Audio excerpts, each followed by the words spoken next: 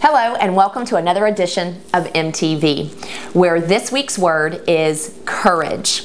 Courage is the quality of mind or spirit that enables a person to face danger, pain, or difficulty without or in spite of fear. What is happening in your life or your business this week that is calling you to have courage, or where you recognize that you need courage to move from where you are to where you want to be? It is such an important aspect of breaking through the barriers that we find ourselves in. I'm going to use the word fear, and I'm going to teach you this week about the fear cycle and how it relates to the word courage. So I want you to think about that you have a fear, and I'll give you an example in a moment.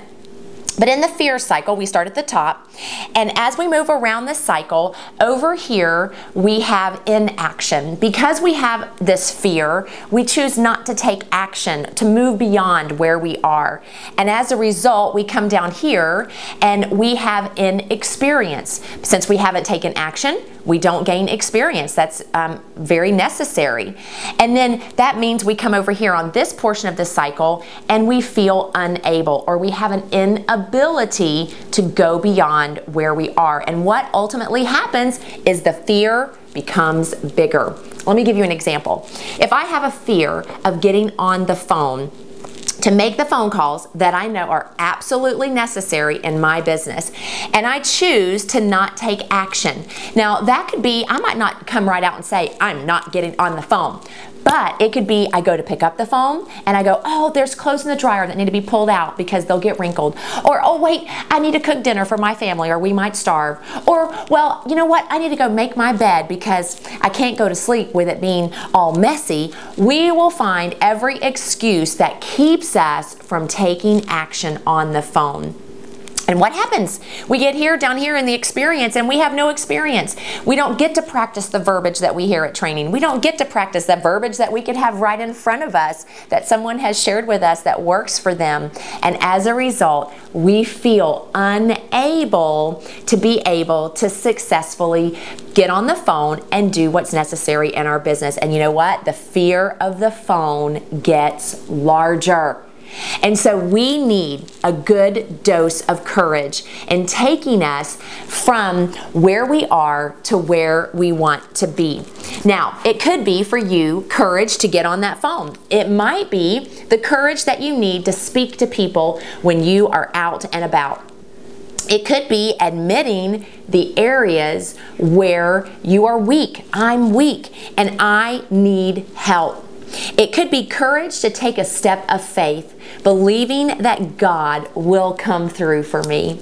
It could be courage to be the you that God created.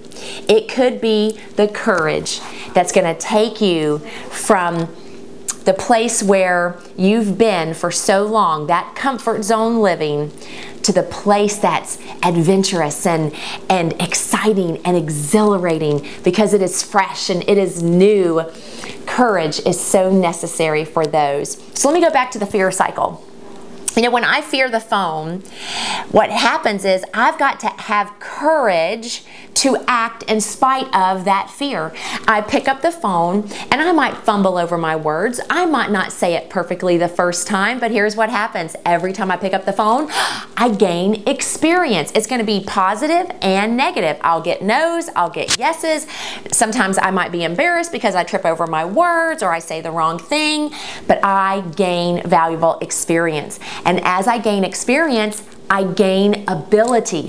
The more experience I have, the greater ability I gain. And you know what? The greater ability I gain, the fear shrinks. And then I do it again, and I do it again, and I do it again. And what happens is one day we find ourselves no longer with this fear, for example, of getting on the phone, but we can have victory over that fear because we've chosen to take courage and to move beyond or to break through that barrier that is keeping us from doing what we know that we need to do. You know, one example or another example that I could give you of courage was the step of faith needed for Fred and I to rent our home in Florida, move halfway across the country to settle in McKinney, Texas. We had to believe that God was going before us and that He was going to provide a way for us to make our home here, to rebuild Premier here.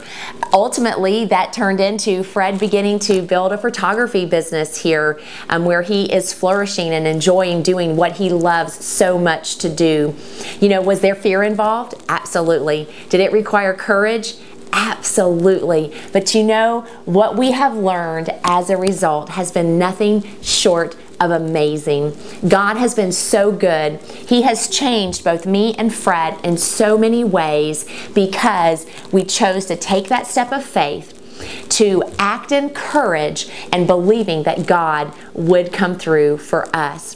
What is it for you that is keeping you from going where you want and need to be in your life and in your business?